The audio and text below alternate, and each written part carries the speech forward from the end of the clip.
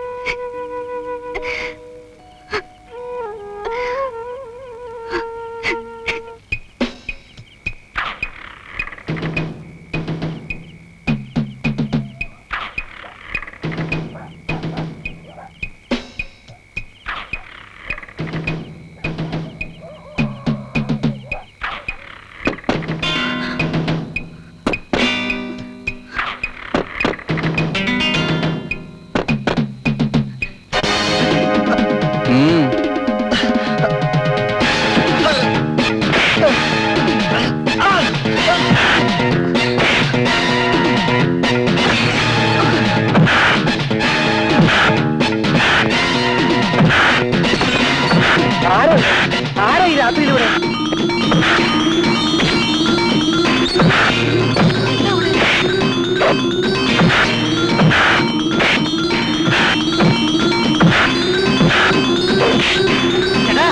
കേശവൻകുട്ടി, എന്താ ഇത്? നിർത്തണോ? എടാ, ഞാനാണ് പറയുന്നത്, നിർത്താം.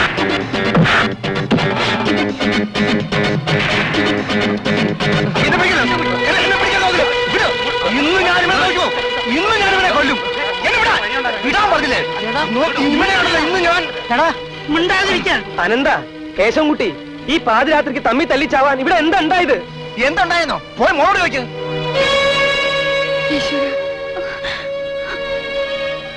നാലഞ്ച് നാളെ ഞാൻ ശ്രദ്ധിക്കുകയായിരുന്നു. ഇവനെന്നും രാത്രിയിൽ തന്റെ മകളുടെ കൂടെ നടന്നുകൊണ്ടിരുന്നേ.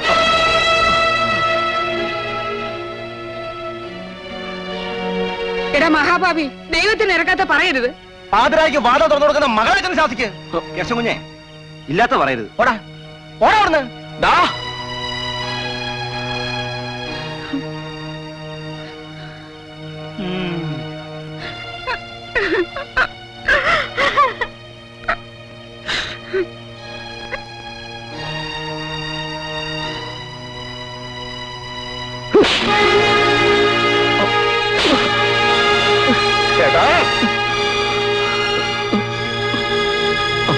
എന്നോട് ഇത് ചെയ്തല്ലോടാ.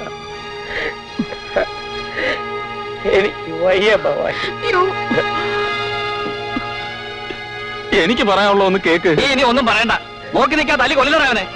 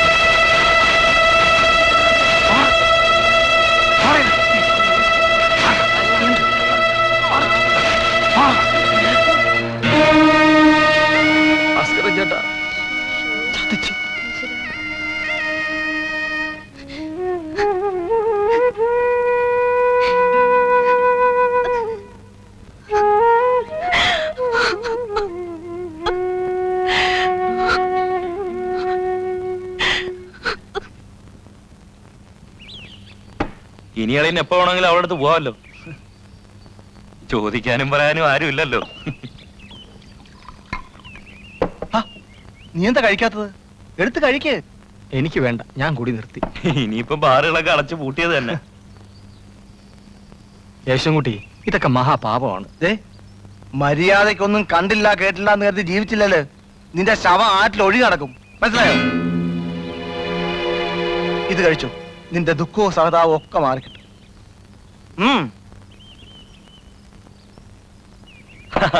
കൃഷ്ണൻ നമ്മുടെ ആളല്ലേ.